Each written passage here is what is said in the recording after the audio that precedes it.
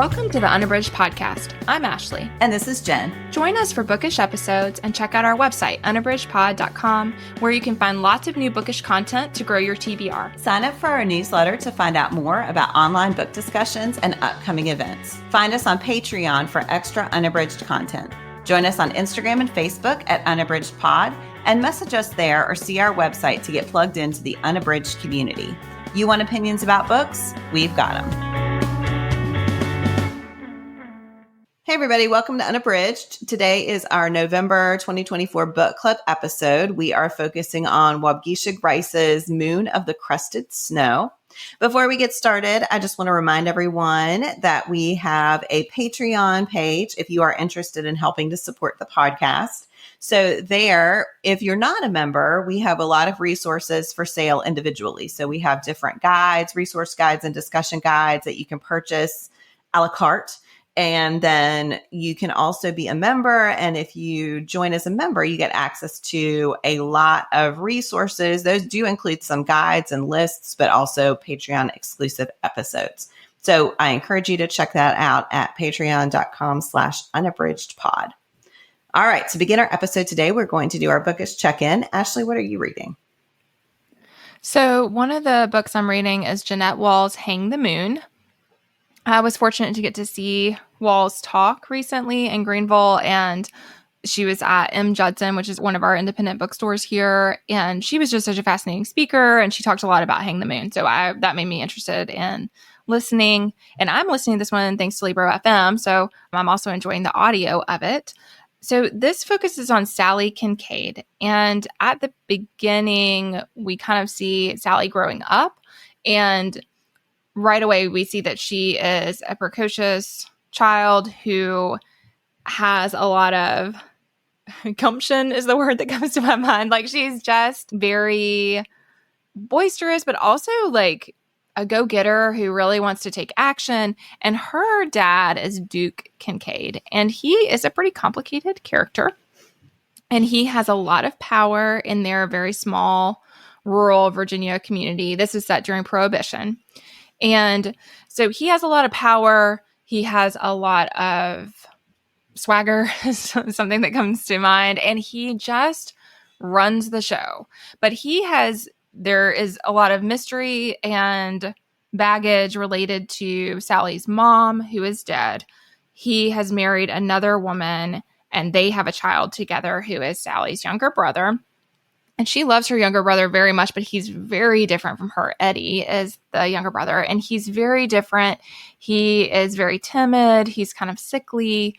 And his mom does not take well to anything about Sally. And so when Sally's quite young, we find out that there's this major incident, and the incident involves basically them kicking Sally out of the house and sending her off to live with her aunt. And so that happens, and then time passes, and we see Sally coming back much later as a young adult and trying to find her way, figure out how she can make a way for herself, how she can make money at a time that not many women have their own career. And so she's navigating all of that. Well, also, there's a lot happening with the Prohibition itself. And so a lot of what people have done in that community is made moonshine. That's all been very fine. Like, there's a whole system there happening, but like no one is taking advantage. Things are going fine. And then all of these government interventions become closer and closer to their own community. And a lot of things happen that I don't want to spoil that mean that suddenly it's impacting Sally's community a lot. And then she winds up having to figure out where she's going to fit into this situation. Basically, like, whose side will she stand on, and what will that mean for her? So I'm really enjoying it. I'm interested in the setting. I think that Walls is really bringing to life what things feel like for a rural and economically depressed community at a time when there are a lot of things changing and being imposed on them, and like what that might look like. And so, yeah, I'm really enjoying it so far. So again, that's Jeanette Wall's Hang the Moon. And that is her most recent. Yeah, she is so talented. I always think back to her memoir, The Glass Castle, and how powerful that was. And yeah, I think she's such a talented writer. So yeah. What about you, Jen? What are you reading? I am reading, this is a reread for me, actually. It is Pierce Brown's Red Rising. And this is the first book in a series that I always feel should have gotten more attention than it did. And I'm not quite sure why it didn't. But wow, the rereading experience has just brought back everything I loved about the beginning of this story. I will say early on, I feel like it was presented as a YA text. And I don't know that I agree with that categorization. So I would say I consider this to be a series written for adults. It does start with someone who is a teenager. So the main character is Darrow, and there's some world building here. So I'll try not to get too deep into it, but it is important to understand that he is part of a caste called the Reds, and they are a people who work underground doing mining on Mars. And they are told by the people who run the society, who I will just say they're called the Golds, but the coding here is very much the Reds are equivalent to Irish people and the Golds are equivalent to the Romans. And there's a lot of Roman coded stuff in here. So Darrow is part of the Reds. They mine things. They are told that they are trying to make the world ready so that basically they can save society and other people can come to live on Mars, and that one day people will be able to live on the surface of Mars, the Reds included. So very early on, Darrow is married to Io, and they are teenagers. It's a world where the Reds do not live very long. And so I think it's hearkening back to this time when you got married very early because you knew you weren't going to live very long. Darrow is he doesn't like his life, but he's accepting of his life. He just thinks these are the way things are. Some of us have to sacrifice for the good of everyone. And Io is less willing to accept these stories, this information that has been fed to them, basically. So early on, something happens that makes Darrow start questioning everything he has been told. And this is tough to talk about, but I do just want to say he takes steps so that he is going to act as a gold in his life. He's going to masquerade as a gold in order to help overthrow this government that is keeping his people oppressed and to make a difference in Mars so that everyone understands the truth. Then what happens is like this really dark academia kind of thing where he and 100 other young golds are fighting against each other. It's like a microcosm of a society where they're all in these different estates and they're trying to get to one big ruler who will have won this competition. So yeah, it's complicated. It's more complicated than that. I'm trying not to give spoilers that I would not have wanted someone to tell me, but there's a lot underlying it. So anyway, it's just really brilliant in the way we see Darrow awakening to the possibility that everything he's been told his whole life has been false, and that the people who are there supposedly helping them to make the world safe for human are really just in it for themselves. And it's all about greed and selfishness and their own wealth and power, and that they are unhesitating in keeping an entire group of people oppressed. There's a whole hierarchy of different classes who are called by different colors. So there are silvers and there are coppers and there are pinks. And you start to see the way they've set up this hierarchy to benefit themselves. So it is really brilliant. It is worth reading. Initially, it was a trilogy, and then there's sort of a second trilogy. So the series has gotten longer, and the books have gotten longer. But I think this first one, if you just read this first one, you would be hooked on this series. So it is Pierce Brown's Red Rising, and it is just a series I feel like should get a lot more attention than it does. So. Oh, Jen, that has been recommended to me by several students. I know there are people in our Unabridged community who really love it also, and I still haven't read it. So I appreciate hearing more about it, and that is reminding me that I really need to get to that series. I will say it is dark, so proceed carefully because it is. So maybe a spring or summer Yeah, read. it is an unrelenting questioning of life, and there's a lot of violence, but it is really brilliant. So yeah, just recommended, but with caution as to time of year and mental state. There we go. Good thing to know. Yes. All right. Well, we are going to move on now to our book club discussion. So I'll just read a quick summary and then we'll get started. So this is the publisher's synopsis. With winter looming, a small northern Anishinaabe community goes dark.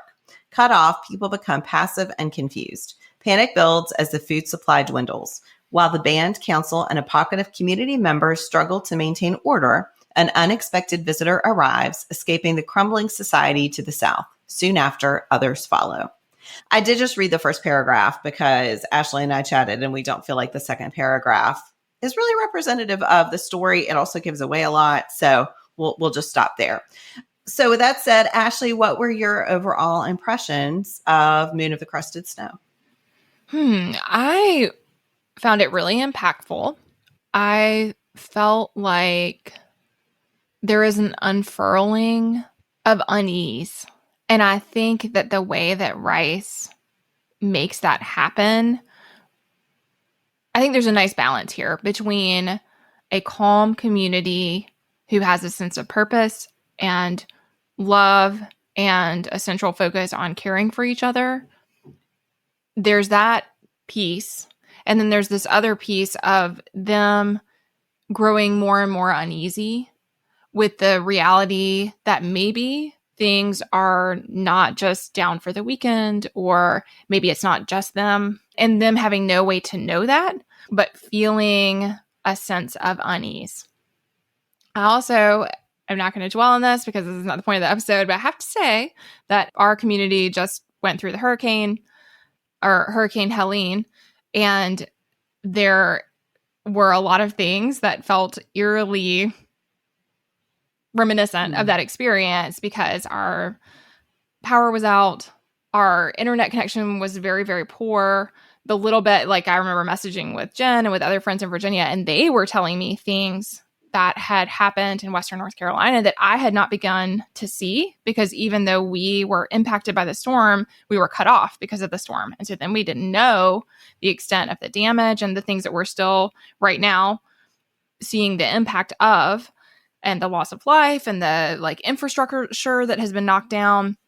And also a lot of the stores, we ran out of very basic supplies, right? So there was no gas, there was no ice, there were no, you had to pay cash at the stores. And so there were places that couldn't open because their doors required the electricity. And so then you started to see, tiny example that is very different from what is unfurling in this post-apocalyptic book. But I did think that it certainly made me very aware of, and I just feel like Rice really shows this, of both the things that, of course, we have a camp stove, we have a grill, we have dry goods because we go camping, we have lanterns because we go camping. But if we didn't have those things, our family would have been not in total crisis, thank goodness, but immediately we would have had some very real needs that had to be met. And even with those supplies on hand, because we spend time outside, we still had to suddenly shift everything we did and shift it for quite a while. And so I just don't want to spend a lot of time on that, but I did want to say that I think Rice really demonstrates that in a way that I think makes it real for the reader to think about how things change overnight when you have that. And then again, in a community like this, they're better equipped. And so they're able to say, okay, these are the things we are going to do. But even so, if that stuff continues, what happens? And I think we really get a good look at that. What about you, Jen? What were overall impressions for you? Yeah, I really loved it. I was blown away. First of all, I think the writing style is just perfect for this text. Yeah.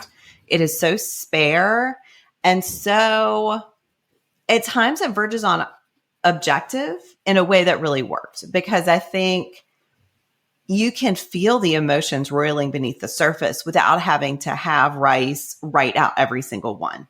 I think the book itself does such a good job of showing. I mean, I talk to my students all the time about showing, not telling. And I think this does it, right? So we don't have to be told they were freaking out because obviously. And I think the other thing I really loved is something that you touched on, is just the way that their isolation works for and against them. And I think the ways that some of them have held on to their Anishinaabe heritage has made them more equipped to survive.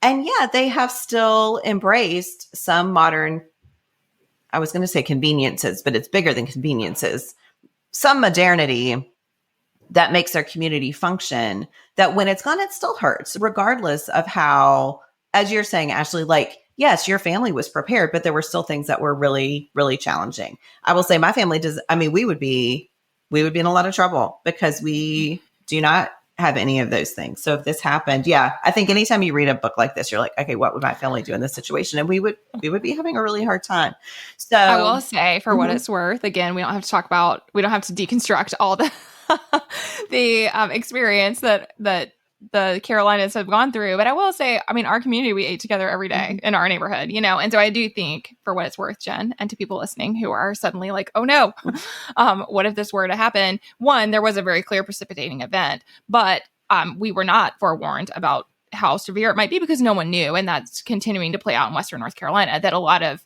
what we're experiencing, people would have taken precautions. If it had been Florida, people would have evacuated, but people did not evacuate because we could not have known that inland we were going to be hit the way that we were hit. And so that does happen, right? But there was a precipitating event, whereas here, as far as they know, there is no precipitating event, and that makes it all the more uncomfortable. But for what it's worth, I did think something that I really took away was like the way that community does rise very quickly and people do look out for each other. So, for what that's worth, I think that we see that play out in the story, and certainly it is a part of their tradition as a First Nation.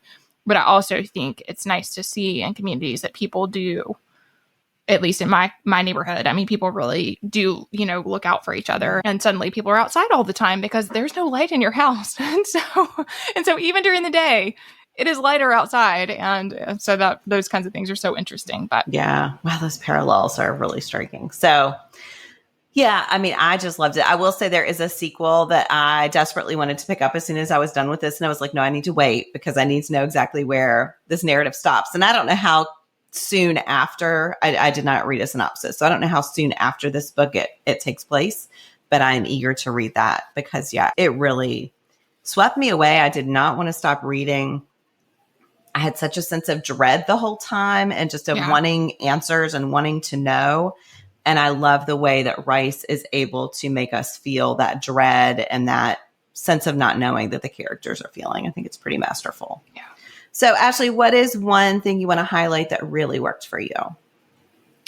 I think I really want to focus on Evan and Nicole's relationship, which I think is such a beautiful part of Rice's story. And I think why that worked so well for me was that we see these awful things happening. And Evan is really at the heart of this, right? He's really he becomes a caretaker of the dead. He's having to deal with bodies and things that, as far as we see, he's never had to experience at all. And certainly not beyond a momentary tragedy that he might have faced as a public worker in the past. He's never had to do it in this ongoing way that he's having to navigate. And yet I think what we see is them finding a way through their family structure and through the beliefs that they hold in their hearts to make this work. And I really loved that. And I also felt like we see the role of women. So I wanted to say that Nicole is like a secondary character, but a very important character, I felt, in the book. And then we see with Megan, who is a white person coming in and a woman who is in a very vulnerable place, but then she becomes a pivotal part of what happens at the end of the story. And so I thought all of that was just really well done. I liked how Rice wove in, and then Eileen, I guess. So really I want to talk about the role of women in the community. So Eileen as the oldest elder and the way that everybody looks to her, that I just felt like Rice showed the role that a lot of the main characters in the tribe and the council and also in the story are men.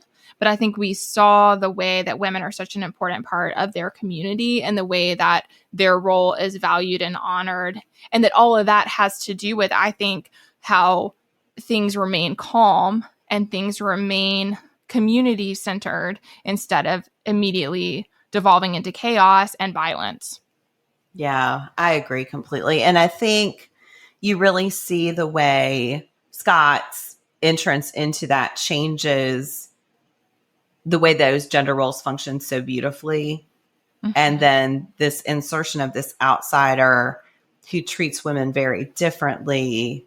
Yeah, I think you have to have that set up before and then see the way that's continuing through the what's the word I want? Not tragedy, but yeah, just, well, yeah, it is a tragedy to understand then what an effect he has and how that outsider's view changes things. Yeah. Yeah. And I think with women and also with violence, right? That, I mean, he comes toting his guns, and that becomes such a pivotal difference between them also, is not a defense, but instead an offense and a way to assert power, and how we really see the different, like the cultural differences that Scott is demonstrating there. Yeah.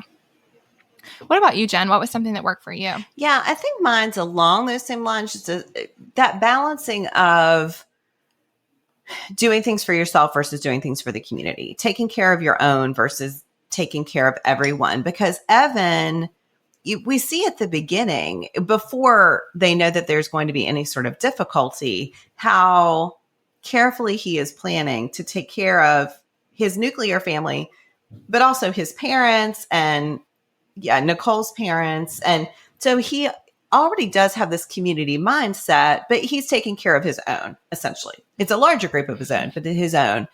And because I knew a little bit going in, I just was like, oh no, what is going to happen that he has been so careful in planning for the winter? And then you see people like his brother who are just floating through life and not worried about a thing because they know others will take care of them. It reminds me of that fable, the ant and the grasshopper, the ants and the grasshopper, and the ants plan so carefully and the grasshopper. Anyway, so I kept having flashbacks of that fable. But yeah, so I think then some of the people in the community who had been careful about planning could have said, hey, sorry, but we planned ahead. You all are on your own. And yet seeing the community come together to take care of everyone is very moving. And I think very much speaks to the way that they have held on to that part of their Anishinaabe community. And then again, when Scott comes in, this sort of catalyst for this other way of thinking starts spinning out. And I think watching the way just that one sort of drop of selfishness can have such negative effects and can spread from person to person. But again, not to the people who had done the work. It's just, it is so human nature, right? I felt like it was so indicative of human nature that the people who were more dependent on others taking care of them were the ones who wanted more often. Yeah. And who were least likely to think about the way their community was supposed to function. So I thought all of that was so complex and so well done. I couldn't believe it was such a short novel to have so much depth in considering these characters as individuals, but also as part of a community, and just to have such fantastic world building so that we understood how they functioned before and after the event. So, yeah, absolutely. Yeah, I think that having those two different approaches, I mean, Scott, well, you want to just like push him out. I mean, he is such a horrific, you can tell immediately, because we trust Evan, because we trust his instincts, that he's going to be a bad result for their community. And because we already love them and want them to be protected, you want him to be sent away, but Rice needs him in that story to play out these different approaches and to show how individualistic people can be and selfish, and then how community-minded people can be. And yet I think it's so interesting how, he explores how alliances form and how you would think that everyone would reject Scott and his approach because of the strong communal bonds. And yet there are these tensions between people. And, you think about Evan and his brother Cam. Well, Cam is going to feel some judgment because of his lack of contributing, and so all of that. So you can see how people might potentially be looking for a different approach because they don't know how to fit into the communal model. And if they don't know how, then, maybe they're looking for some kind of validation. And so I thought, I just felt like all that was really powerfully explored. Mm-hmm. Yeah. Ashley, what's a quotation you would like to discuss? I loved Eileen's character. I know I mentioned her before, and it just felt like again, minor character, but very important role. And so I thought that the conversation that she had with Evan was just really amazing. And so the context here is she's saying, they keep saying this English word and I don't know it. And she's trying to figure it out, but it was apocalypse. And she's like, oh, well, we don't have, and the Ojibwe community doesn't have this word because we don't think that way, basically. And so she goes on to say, apocalypse. We've had that over and over, but we always survived. We're still here. And we'll still be here, even if the power and the radios don't come back on and we never see any white people ever again. And so she kind of had gone through and talked about, first when the First Nation was kicked off their own land, that was, she's like, okay, well, that would be an apocalypse, right? That was the end of our world. And then they came and they found us again and they took our children. And so that was another apocalypse. And so she kind of shows how like these times have happened before where the world did end, that really the world as they knew it ended. And yet they carried on. And so I think there were a lot of things I loved about that. But one of the things I thought was really powerful is that he's getting hope from the oldest person in their community. And so I think, again, that speaks to the value placed on elders and then the way that the older people in the community rise to meet that value. Whereas I feel like in a lot of communities that would not play out that way. The oldest person would not be the one helping to keep the flames of hope alive. But I think it spoke to how she knows the honor that she is bestowed and that she has earned. And she can see this like bigger picture. She's been without power before. She's lived without all of these, like you said, Jen, like this connection to modernity. She's lived without all those things. And she knows that they'll be able to carry on. And so I thought just the whole scene was really powerful. But I also thought that it made a very convincing thesis for this community that could carry on at the end of the world as we know it. So yeah, I thought that was great. Yeah, I feel like mine's going to be very similar, but just that idea that they had been displaced before with intention. So the quotation I'll read is, their ancestors were displaced from their original homeland in the South, and the white people who forced them here had never intended for them to survive. The collapse of the white man's modern systems further withered the Anishinaabe here, but they refused to wither completely, and a core of dedicated people had worked tirelessly to create their own settlement away from this town. And so I think that idea, that cyclical nature of this story, that they've had to survive these things before, and they do so in the face of sometimes people who are doing things very deliberately to kill them and to dissolve their community. And they talk often about the schools and the loss of language, the boarding schools and the loss of language and the eradication of community. And yet the idea that these elders have held on to those elements in defiance of those orders, I think is really powerful. Of course, this one is set in Canada, but we know that the same thing happened in the United States. I think this was this systematized attempt to eradicate these people and their defiance in the face of that. I think it's just really powerful. And then you see how that plays out in this newest, dot on the timeline of their existence. Yeah, it's really great. Yeah, I think there were so many things that were really resonant in the book, but I thought that thread throughout was really powerful. So, Ashley, what pairing do you want to offer? I see you have quite an array of choices here. I struggled with this. First of all, I felt like it was a very unique novel, at least from everything that I have read. So I don't think that I have one that is exactly... Because again, I mean, all the things we talked about, right? I think that he both is honoring the Anishinaabe community that he is talking about, and he sets that in such a powerful way. But then he also, this is a post-apocalyptic novel, right? So those two things are happening, and I haven't read something that does both of those so well. I think I'm going to go with Cormac McCarthy's The Road. Jen and I both have deep felt love for Cormac McCarthy. We've talked about it occasionally on the podcast, probably not as much as we actually love him as a writer, but I love that book. I've taught it. I think it's really powerful, but I think the reason I wanted to share it here is because in McCarthy's The Road, it is about how people will carry themselves in the face of unthinkable circumstances. And that is the part I think that really connects to this, is basically McCarthy's examining, okay, when the worst happens, then what?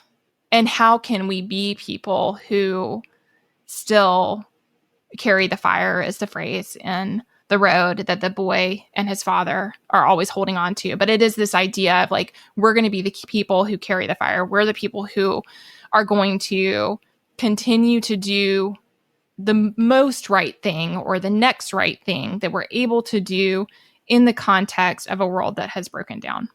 And I think that's what we see with Evan and Nicole and their children, and the way that they're trying to hold on to and even bring back more fully their heritage in the face of what they are beginning to understand really is the end of the world as we have known it. And what does that mean? You know, what does that look like? And so I feel like that it's a very different book in a lot of ways. And it certainly does not speak to the Indigenous experience. And it doesn't talk about the First Nation. Like that was part that I thought that Rice does so beautifully there, is like exploring a community that, again, has already suffered these atrocities that then is having to face this new reality. And they're both going to suffer because of it, but also they're better protected because of the prior atrocities, because they've been kind of building up their own community by having the cash and those things that they wouldn't have had if they hadn't already suffered so much. So again, McCarthy's The Road doesn't do any of that. It's looking at a very, very tiny scope of a boy and his father on the road trying to find their way after the end of the world, after the apocalypse. And yet I think that the hope that people hold on to in unthinkable times is resonant in both of the books. And I also think the sparseness of the language, like Jen, what you were describing with Rice's writing and how powerful it is. I think we see that with McCarthy in The Road. And so I thought of it for that reason as well. But I think it is about like, how can we still be people who care about others and who are loving at our core, even when these things happen. And then there's, again, like Scott in Rice's novel, there are instances where they come across other people and then they see how those people have found ways to survive that are so different from the choices they've made. So I think we see some of that too, like the contrast. So again, that's Cormac McCarthy's The Road. I did think of a lot of books, but I do love that one, and I do think it's a good pairing. You know, I love that pairing. Yes, I think that's perfect. Well, it's funny because the book I'm going to recommend is compared to The Road. And so I feel, anyway. So this one is Michael O'Donnell's Above the Fire. And I listened to this one thanks to Libro FM, and just the synopsis of the book. So again, you don't have that First Nations consideration, but there are a lot of parallels between this book and Moon of the Crusted Snow. So in this one, there is a father and son who the wife and mother has died. And so they are taking a hiking trip together just to get away. The son is quite young. I'm thinking he's like, it's been a little while since I've read this. I think he's like 6 or 7.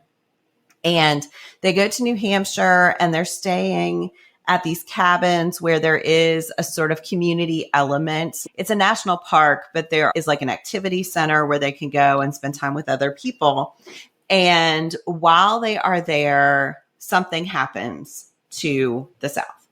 And it becomes pretty clear. We don't have a lot of details, but it seems like there is a war happening. And yeah, so the father and the son, the father is trying, of course, to keep his son calm.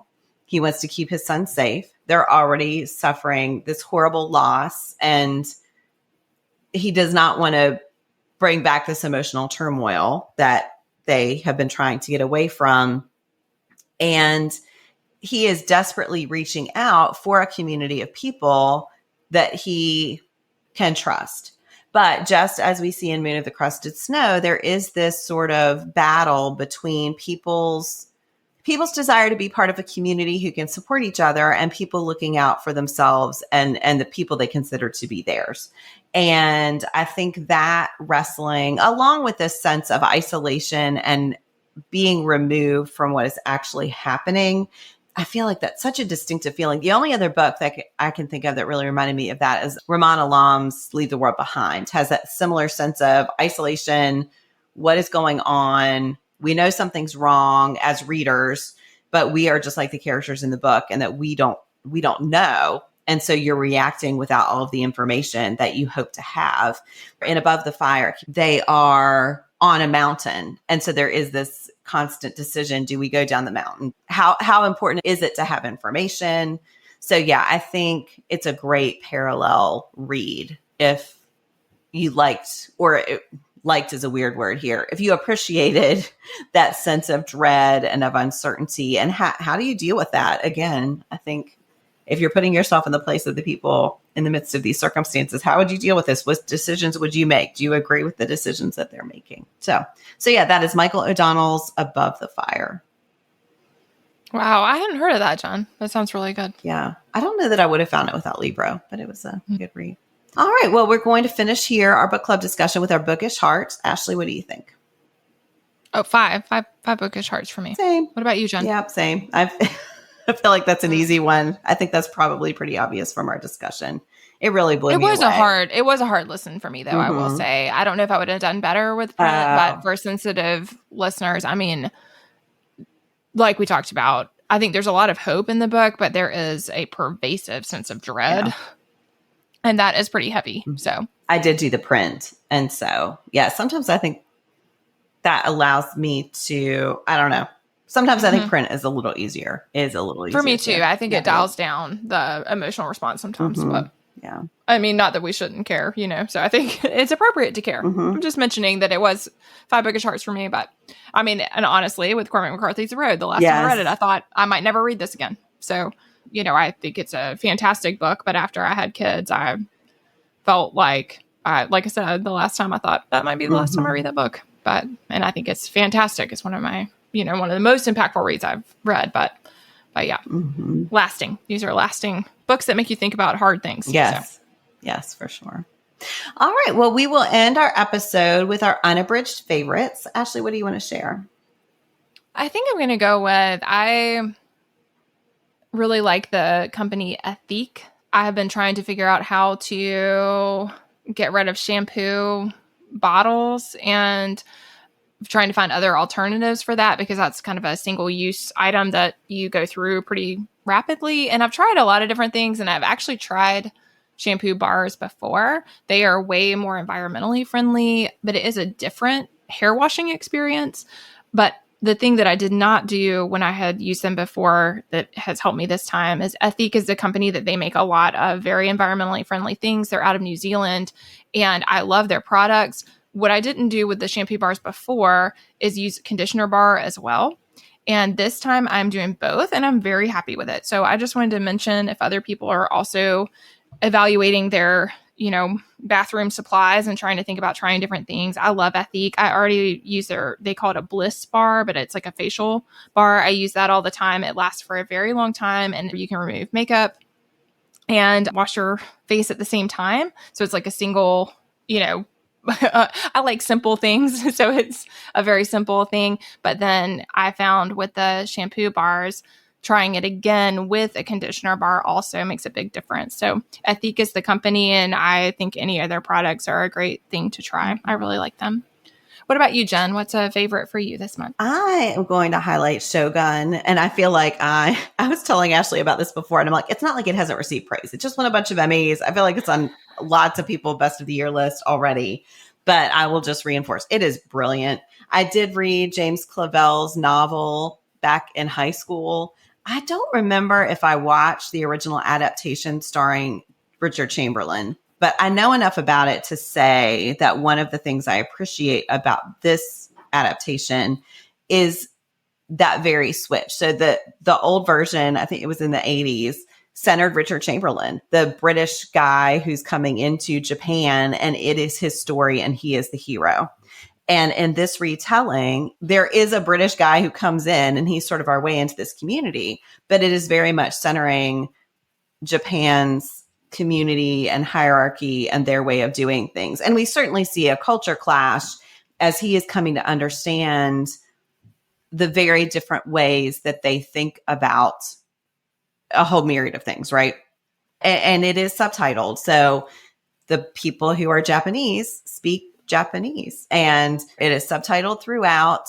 And then the character who Richard Chamberlain played is now played by Cosmo Jarvis. There is a part that is shared in English, and there's a lot about translation and who's doing the translations. But yeah, it is absolutely brilliant and beautiful. There is going to be a second season. I have mixed feelings about that because it was originally designed as a limited series. So while I'm happy the story is continuing, I felt it really wrapped up in a beautiful place. So we'll see. I'm sure I'll watch it, but I don't. Yeah, sometimes it's nice to just have the one and done, and it's a tight story. But there is more story to tell for sure. So that is Shogun. I could not love it more. I can't wait to watch that. Yeah. After hearing all the praise, I'm like, well, we need to get around to this. It is really good. It's really, really good. All right, everyone. Well, thank you so much for listening to our discussion of Moon of the Crusted Snow. We would love to know what you thought of this if you read along with us, and we will talk to you soon. Thanks. Do you have comments or opinions about what you heard today? We'd love to hear them. You can find us on Instagram, Facebook, and Twitter at Unabridged Pod, or on the web at unabridgedpod.com for ways to support us. To get more involved, you can sign up for our newsletter, join a buddy read, or become an ambassador. Thanks for listening to Unabridged.